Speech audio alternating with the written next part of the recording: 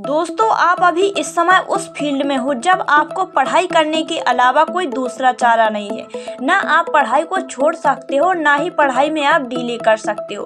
तो जब आप पढ़ ही रहे हो तो कुछ ऐसे सीक्रेट तरीके क्यों ना आप जान जाओ जो आपको 95% लाने में सबसे ज़्यादा मदद करेगी। तो आज के इस वीडियो में मैं आपको टाइम मैनेजमेंट और पढ़े हुए टॉपिक को कैसे याद रखें, स्टडी, प्रोडक्टिविटी, डिस्ट्रैक्शन से बचाओ, ऐसे कई तरीके बताने वाली हूँ। और मुझे बहुत खुशी भी है कि आप सभी में 90% लाने का जुनून भी है।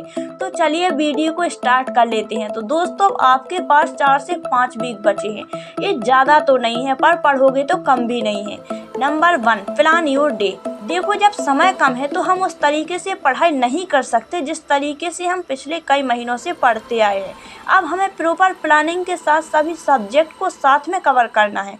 देखो, जब 4 से 5 वीक बचे हैं और 6 सब्जेक्ट हैं, तो अगर मान लो कि एक सब्जेक्ट के लिए 5 दिन बचे हैं, तो ऐसे में अब आपको हार्ड वर्क नहीं, स्मार्ट वर्क करना है और उस सब्जेक्ट के जितने इम्पोर्टेंट टॉपिक हैं बस उसे कवर करना है। स्मार्ट वर्क करके ही कम समय में आप अपने एग्जाम की तैयारी कर सकते हो। मान लो आपको पर डे 10 घंटे पढ़ना है, और पढ़ना भी पड़ेगा क्योंकि दोस्तों अब लास्ट टाइम चल रहा है। तो अब एक सब्जेक्ट के लिए 5 दिन बचते हैं, तो 50 घंटे हुए। आपके पास जितना समय होगा फायदा आपको होगा। नंबर 2, पढ़े हुए टॉपिक को याद कैसे रखोगे। देखो, मैक्सिमम स्टूडेंट्स क्या करते हैं, वो किसी टॉपिक को उठाएंगे और उसे रटना चालू कर देंगे, 10 बार उस टॉपिक को पढ़ डालेंगे। मैक्सिमम स्टूडेंट ऐसे याद करते हैं, बिल्कुल गलत तरीका है। ऐसे याद करने से कुछ समय के लिए तो याद हो जाता है, लेकिन बहुत जल्दी गायब हो जाता है। और यही रटा हुआ टॉपिक एग्जाम में लगता है कि याद है, लेकिन लिख नहीं पाते। दोस्तों, याद करने के 2 तरीके हैं। पहला, राइट एंड रिमेम्बर, और दूसरा टीचिंग। देखो, किसी भी टॉपिक को लिखकर याद करते हो तो एग्जाम में उस टॉपिक को लिखना 70% आसान हो जाएगा उस टॉपिक से जो रटकर याद करते हैं, क्योंकि जो टॉपिक आप लिखते हो उस टॉपिक पर आपकी सारी इंद्रियां फोकस रहती हैं। जो टॉपिक आप लिखकर याद करते हो तो उस टॉपिक को एग्जाम में लिखना कितना आसान हो जाएगा। नंबर 2, टीचिंग तो सबका बाप है। अगर आप किसी टॉपिक को दूसरों को पढ़ा दो तो वो आपके माइंड में हमेशा के लिए फिट हो जाएगा, क्योंकि जब तक आप उस टॉपिक को समझोगे नहीं, आपका कॉन्सेप्ट क्लियर नहीं होगा, तब तक आप उस टॉपिक को कैसे समझा सकते हो दूसरों को।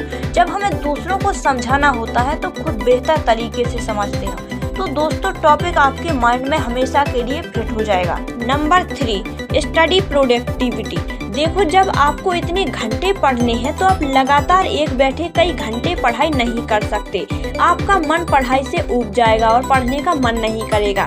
तो इसके लिए पोमोडोरो टेक्निक से पढ़ाई करो। अब ये है क्या, आपके स्कूल में एक सेशन कितने मिनट का चलता है? 45 मिनट का, है ना। फिर दूसरी घंटी लगती है, क्योंकि एक रिसर्च में पाया गया है कि 45 मिनट से ज़्यादा की इन्फॉर्मेशन हमारा माइंड स्टोर नहीं कर सकता। अगर स्टोर भी करेगा तो फुल पोटेंसी के साथ नहीं करेगा, क्योंकि एक बार में कई घंटे की पढ़ाई हमारे माइंड से बाउंस कर जाता है। तो आप 40-40 मिनट के 3 सेशन लेते हैं और बीच बीच में 5 मिनट का ब्रेक लो।